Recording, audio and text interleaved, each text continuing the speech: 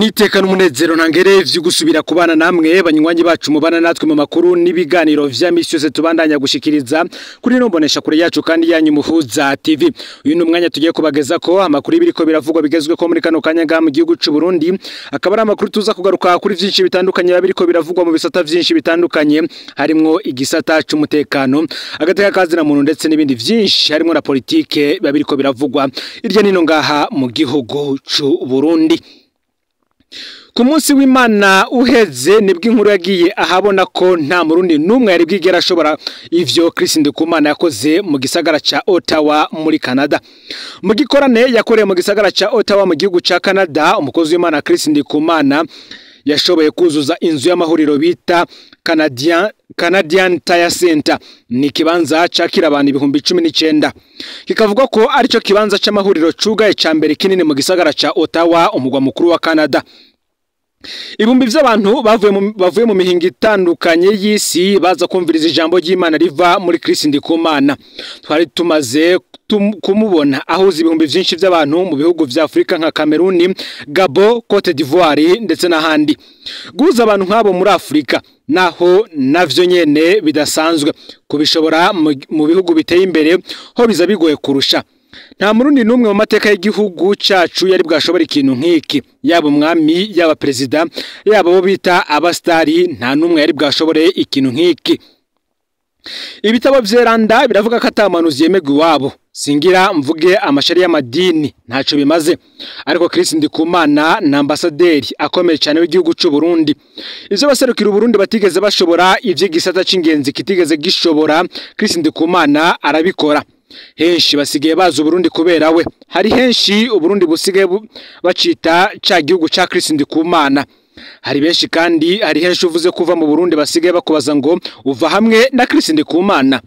Hari abantu basigaye batubonamwo ba Chris Ndikumana, ukumva ari umuntu akubashe kubera gusa uva hamwe n'umukozi w'Imana we yumva yubaha. Aranatangaje kandi nkuko benshi babivuga, ntagira ubwibone, ntuzumva arondera ibimwitirirwa canke ngo yiyambike ibimugira igitangaza. Sindigera numva ngo yatoje amahera mu bikorana akora, mu gihe ayasavye yoronka menshi cyane. Sindumva asaba amahera yo gusengera abantu, sindumva narondera kandi ko abamwumviriza bahinduka abayoboke biwe. Bose bahanura kuguma mu mashengero yabo, ahubwo bakubaha Imana, ndetse hari benshi uwo baha ubushobozi uyu muntu afise bo hava barondera kwitwa Imana bo nyene. Uyu akaba afatwa nk'itunga rikomeye ry'u Burundi, naho abo mu gihugu ciwe batabibona. Imana imuturambishirize ibandanye kumukoresha ibikomeye. Mu yandi makuru kandi hari inkuru iriko iravuga ko cyane hoba mu bihugu bibanyi nk'igihugu c'u Rwanda ndetse no ngaha mu gihugu c'u Burundi. Ivyo bikaba ari fatwa rya bamwe mu Barundi bafashwe bakorezwa ngaha mu gihugu c'u Burundi imbere y'ubutungane. Akaba ari Dieudonné Niyukuri batazira Rabe na bagenzi be bane banyurujwe n'iperereza ry'u Burundi kwigenekerezo ya 28 Nyandagaro y'umwaka w'2025. Hari umurundi azwi cyane kuri chaîne ya YouTube Chakenge TV, azwi ku izina rya Rabe, amaze iminsi 19 mu minwe y'iperereza ry'u Burundi SNL. Amazina yiwe y'ukuri ni Dieudonné Niyukuri, yahora aba mu gihugu c'u Rwanda kuva mu mwaka wa 2024. Imbere yaho yari impunzi muri Mozambique kuva mu mwaka wa 2015 imbere y'imyerekano. Uyu Dieudonné Niyukuri batazira Rabe yamamaye mu makuru atangajanye n'intambara ya Republika Iharanira Intwaro Rusange ya Kongo yacishije kuri chaîne ya YouTube Chakenge TV. Rabe yinjiye mu Burundi avuye mu Rwanda kwigenekerezo ya 28 Myandagaro y'umwaka w'2025. Ntiyaje wenyene, yari kumwe n'umunyarwanda yitwa Fabrice Ribwurumutima. Binjiriye mu ntara ya Kirundo bahurira na Erwa Nkurunziza be na Venant Ndikumana. Abo nabo n'abarundi bari baje bava mu Rwanda, nabo binjira mu Burundi baciye ku mupaka wa Kobero i Muyinga. Abo bose baciye bafatirwa ku mugwa mukuru w'intara ya Kirundo yahahora, bafatwa n'iperereza ry'u Burundi. Imodoka zibiri zaje ziva mu Rwanda zirimwo Jeep yirabura ifise imparati y'u Burundi HA ubusa 862 be n'imodoka yo mu bwoko bwa Toyota Vox, nazo nyene zarafashwe n'iperereza. Uwa gatanu yafashwe ni Bonaventure Nkuriyingoma, umukozi wa centre yitwa Strong Bridges i Bujumbura. Nawe yafatiwe ku mugwa mukuru w'intara ya Gitega, aho yariko arakoresha imodoka igira gatatu yari kujana mu Kirundo. Aba bose bafashwe bahemukiwe n'umukozi w'iperereza ry'u Burundi yari amaze iminsi abishijemwo yitwa Alexis Hajayandi. Uyu Alexis Hajayandi yarasanzwe muri Zambia, yitwa ko ari umukozi w'Imana, araheza yigira umugenzi mfapfe wa Dieudonné Niyukuri batazira Rabe. Mu minsi iheze Alexis Hajayandi yagiye mu Rwanda amara amezi aho mu rugo rwa Rabe. Rabe yarazi ko ari kumwe n'umuvukanyi, ntiyamenye ko ari kumwe na Maneko. Uyu niwe rero yubatse umutego udasanzwe Rabe na bagenzi we baguyemwo. Kugeza ubu nta numwe atahura ingene Rabe yemeye kwinjira mu gihugu cy'u Burundi. Muti none Rabe na bagenzi be bari baje gukora iki mu Burundi? Ubu bapfungiwe hehe? Iperereza ririko rirategura ibiki ryubakiye kuri bano bantu? Ivyo zose nivyo abantu bariko baribaza. Reka tubigaruke ko nkuko amakuru adushikira abivuga, iyi dosiye ngo ni dosiye ihambaye cyane kuko iriko iravugwamwo abandi bantu benshi bagiye batandukanye. Nkuko rero nari mpejeje kubivuga muri iyi nkuru, hari abarundi batanu bamaze iminsi 19 bari mu minwe y'iperereza ry'u Burundi. Muri abo hakaba harimo Dieudonné Niyukuri batazira Rabe, azwi cyane kuri chaîne ya YouTube yitwa Chakenge TV. Ntimuhave muyitiranye n'urubuga Murundi Chakenge. Abo tuzi bafashwe ni batanu, ariko imbere yabo hari abandi bakorana bagiye baranyuruzwa n'iperereza. Bose batangwa n'uwo Rabe yizeye ngo n'uwo Rabe yari yizeye ngo ni umugenzi wiwe mfamfe Alexis Hajayandi. Hano rero tugiye kubasangiza imyidondoro y'abo bantu batanu bafashwe na imwe mu byo tumaze kumenya kukungene bafashwe. Reka dutangurire n'ubundi kuri Dieudonné Niyukuri batazira Rabe. Dieudonné Niyukuri avuka ku mutumba wa Mbizi muri komine Kibago mu ntara ya Makamba yahahora. Ni umugabo w'imyaka 45, arubatse kandi arafise abana. Kugeza mu ntango z'umwaka wa 2015 Dieudonné Niyukuri yari umwigisha muri college communale Gatare. Ico gihe niho yacawunga kuko yabona ubuzima bwe bubangamiwe, ahungira mu gihugu ca Mozambique. We yahunze imbere yuko imyerekano y'umwaka wa 2015 itangura. Ubutegetsi bumaze kumubura bwugaje ikonti yiwe muri banki, butegeka ko uzoja kurondera amafaranga yiwe azoca afatwa. Niho murumuna we yaje kuyarondera abarafasha ajanwa mu ibaro rikuru rya Mpimba. Aho mu Mpimba rero yahahuriye n'uwahoze mu gisirikare cy'u Burundi ex-FAB yitwa Alexis Hajayandi, baba abagenzi. Nkuko tuzoyibona mu nkuru zizokurikira, aha niho havuye mu nyuma ubugenzi bwa Rabe na Alexis Hajayandi, avuga ko ari we yamufatishije mu iperereza ry'u Burundi. Mu mwaka wa 2024 uyu Dieudonné Niyukuri yavuye muri Mozambique yimukira mu gihugu cy'u Rwanda. Gutyo afatana n'abagenzi barakurikirana ibibazo byo mu karere, bakavuga ko bipfuza impinduka mu Burundi. Dieudonné Niyukuri acatanguza urubuga Chakenge TV yahora atanga amakuru akoresheje izina rya Rabe.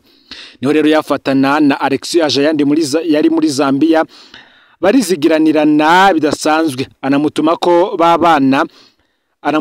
babana amezi abiri mu Rwanda. Mu nyuma Alexis arungikwa mu Burundi gutegura umuzo w'abagenzi ba Rabe, nkuko tuzoyibona mu nkuru zizokurikira.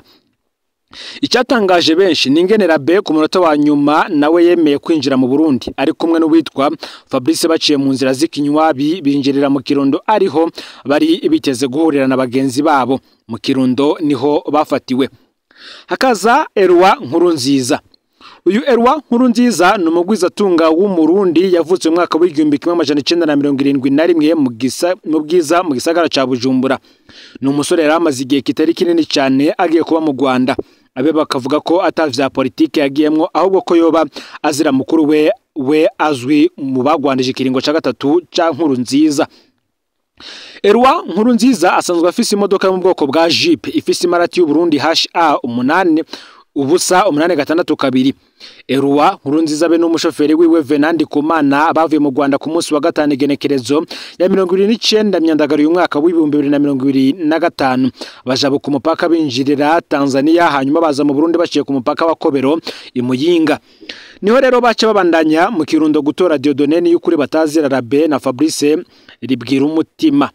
Bakiza mu Burundi bari mu modoka zibiri, iyo Jeep ya Eloi Nkurunziza be n'iyindi modoka bakose yo mu bwoko bwa Toyota Vox. Iyi bamaze kwinjira mu Burundi bayihereje Alexis Hajayandi. Aho hose rero ngo ntibari bazi ko Alexis Hajayandi yari karakorana n'iperereza. Mu Kirundo niho Eloi Nkurunziza, Venandi Kumana, Dieudonné Niyukuri na Fabrice Ribwira umutima baci bafatirwa n'iperereza ry'u Burundi. uyu Erwan Nkurunziza we akavuga ko we yarondewe bisanzwe ngo yunguruze abantu. Hakaza Venant Ndikumana. Venant Ndikumana ni umushoferi wa Erwan Nkurunziza, akaba ari umugabo w'imyaka 55 avuka ku mutumba wa Ruhinga muri komine Mugamba wo mu ntara ya Bururi yahahora. We akaba ajana imodoka iyo sebuja mubwiye. Bafatanywe mu Kirundo rero aho bari bagiye kwakira Dieudonné Niyukuri Batazira Rabe na Fabrice Ribwira umutima. Hakaza Bonaventure Nkuriyingoma. Bonaventure Nkuriyingoma ni umusore w'imyaka 38 avuka ku mutumba wa Kibinzi muri komine Mpinga Kayove mu ntara ya Rutana yahahora. Uyu Bonaventure Nkuriyingoma yari yiteguriye gushinga urugo rwiwe mu kwezi kuza. Asanzwe kandi ari umuyobozi w'ikigo Strong Bridge gifasha abahoze banywa ibyayura mutwe. Ku munsi wa gatanu hari genekerezo ya 29 Myandagaro uyu mwaka w'ibihumbi 2025. Bonaventure Nkuriyingoma yari yakose imodoka igira gatatu yari kujana mu Kirundo nyene aho bategera Dieudonné Niyukuri Batazira Rabe na Fabrice. Boba bari kumwe n'abandi bantu, ari nayo mpamvu batwaye imodoka zitatu. Ariko imodoka Bonaventure yari afise yagize ingorane mu nzira acaja kuyikoresha Igitega. Aho Igitega rero niho yafashe ihoteli. Iperereza rivuye gufata bamwe mu bo mu Kirundo rica Igitega gufata Bonaventure Nkuriyingoma inyuma gato y'isa 9 z'ijoro. Uyu ntiyari yigeze we amenya ko bamwe bo mu Kirundo bafashwe kuko yagumye avugana na Alexis Hajayandi amuhumuriza ko vyose vyifashe neza. Mugihe kandi abandi bose bafashwe ari abarundi. Fabrice Ribwira umutima we ni umunyarwanda. Nta vyinshi dufise bijanye n'umwidondoro wiwe. Abegereye Dieudonné Niyukuri Batazira Rabe bakavuga ko uyu nawe nyene yagize uruhara rukomeye mu kumwumvisha ko yojabuka mu Burundi. Uyu akavuga ko yamwemerera ibintu bidasanzwe akamubesha ko yoba akorana n'inzego zo mu Rwanda. Ibi navyo mu nkuru zikurikira tuzobigaruka ko kuvyo uyu muntu yoba yari yemerera Rabe na bagenzi we, ariko vyose bikabonekamo umugambi ukomeye w'iperereza ry'u Burundi. Rabe na bagenzi we rero batwawe mu busho bw'iperereza ry'u Burundi. Imiryango yabafashwe yaratevye kumenya ko ababo bafashwe kuva ku munsi w'Imana w'igenekerezo ya 31 Myandagaro uyu mwaka w'ibihumbi 2025. Telefone z'aba bantu zatanguye gukora. Ntabwo bemera kwitaba ahubwo basaba kuvugana n'abantu ku ma audio. Ivyo bavuga vyose babitegekwa n'iperereza. Ni gutyo hari abarungikiwe ko Rabe atakibazo yagize, bamwe akababwira ko ari muri Mozambique. Bamwe mu miryango baratevye barakebwa ko ababo bafashwe bafatiye ku nyishu zimwe zitandukanye n'ivyo basanzwe bavugana n'ababo. Ni abakozi b'iperereza baca biyemerera ko ari bo babafise, batangura gusaba amafaranga imiryango yabo. Hafi imiliyoni 20 ziramaze gutangwa nk'uko tubikura muri bamwe mu begereye imiryango y'abafashwe.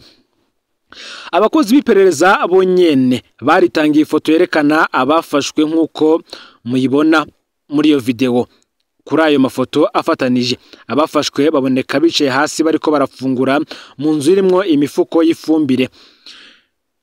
Amwe mu makenga ajanye n'iyo foto nayo tuzoyagaruka ko. Imiryango imaze kugira amakenga harakoreshejwe ubuhinga bwo kurondera ikibanza imwe mu matelefone y'abafashwe yo birimwo.